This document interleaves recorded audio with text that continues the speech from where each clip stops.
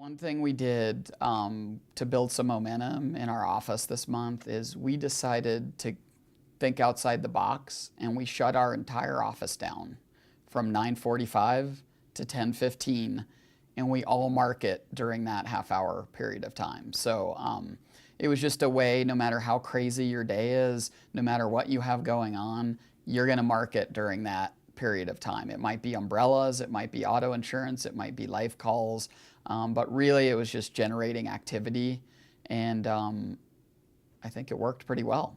The staff actually, because we bonus them, and they actually get more excited about making a sale than saving in an account and working on a bill. So I don't get texts and instant messages from my staff that I just solved this guy's billing problem, but I get lots of messages when they say, I sold 3 umbrellas today, I added 3 autos today, I have 2 life appointments on your calendar from today. So, at first there was a lot of coaching about what script to use, how to approach it, what tone to use with a client, what rhythm to talk to a client about. Don't just jump right into a script, kind of break into it slowly.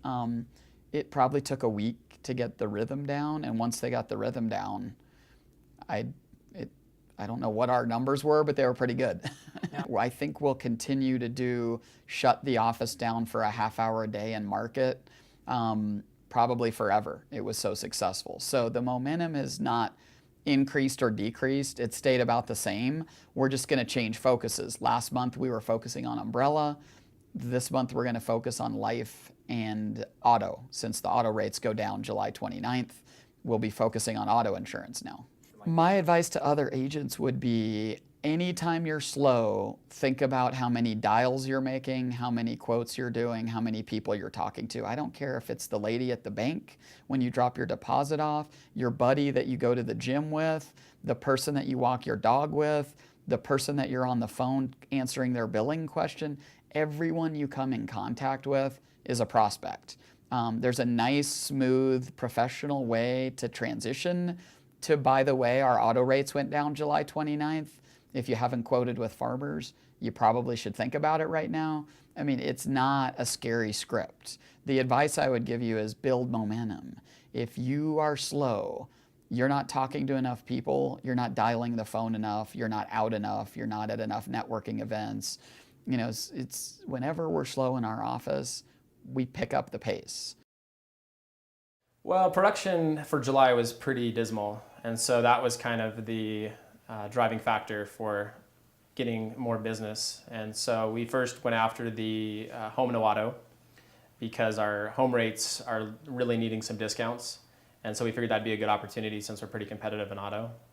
So the auto policies complement the home real well right now, and so that was kind of our main focus there. And then we were looking at defectors as well, people who've left us, and trying to get them back.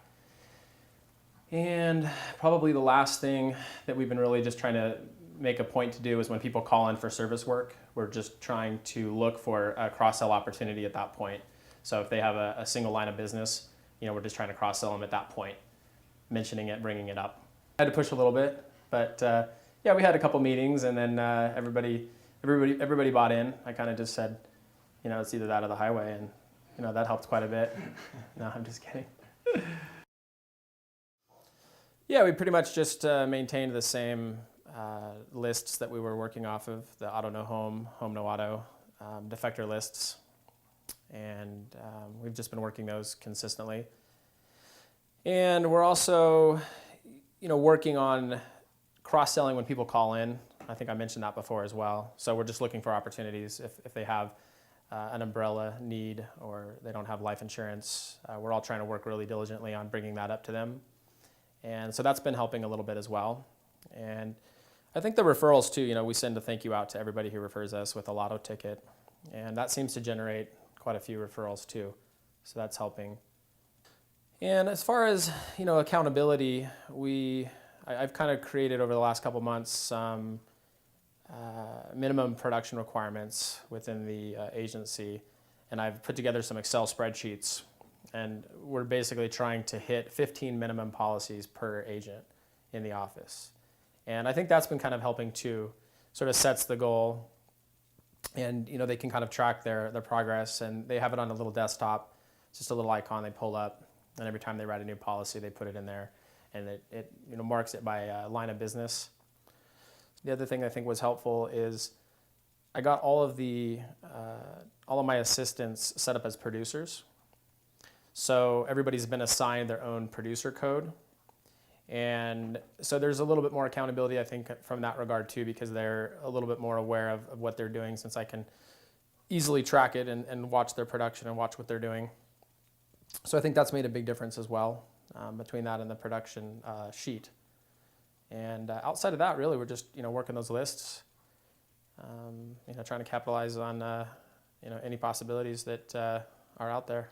I think that's been a huge key element, is the retention, because we're now able to transition people from farmers into Bristol West, and then we set a task, because ultimately we'd like to keep them in farmers. So even when we switch them to Bristol West, what we do is set a task in 6 months to try to quote them back into farmers. And a lot of times, I think what we're finding too is that people's credit has actually improved quite a bit over the years. And I think by taking them to Bristol, if they're currently a standard or non-standard client in farmers, then by the time we bring them back over, they should hopefully be a preferred, or at least maybe moved up from non-standard to standard. So October in our agency was a good month for production, mainly because we had the agent conference. And so you had Christian Slayton, the best agent in the country, at our conference. So I was stealing every possible idea I could get from Christian. Monthly staff meetings with production goals, monthly staff one-on-one sit-downs with everyone in the agency to talk about retention, growth, positive attitude, how many policies they plan to sell that month. So I think it was a good re-energizing month, just because we had Christian, who, again, I've known Christian Slayton for 10 years, but we don't get her sitting in Colorado for 2 days where we can pick her brain and kind of figure out what the top agent in the country is doing and steal from her. One of the things we did in November is we hired a producer in September. October was training time, and November was where we actually unleashed the producer and let him go out, and hopefully they won't get us in too much trouble, but giving them stacks of lists to call, X dates to work, home no auto, auto no home, people with no umbrella. So really, November was a really solid month for the whole agency. Number one, because we had our producer rolling. Number two, they opened Bristol West up. So we were able to write a lot of clients and save a lot of clients in Bristol West that we would have lost in September or October.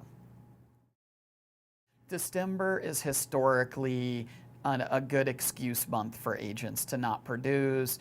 Christmas, plays, parties, we've historically had pretty good Decembers, because we really focus on year-end FFRs, year-end FFS meetings with clients that we do their investments, year-end commercial meetings with commercial clients, and then we upsell them on auto home, life insurance. Really, December to me is a month to meet with a lot of existing clients if you can't get new blood in the door. So it's a heavy FFR month and a heavy month on just annual review, get in front of people, and every time you get in front of people, sales are going to come. December was also still a good rolling month with Bristol West opening up. So we were still hitting the Bristol West lists, the defector lists, people that we think we could have saved had we had Bristol West. So, really that was kind of some momentum towards the end of the year.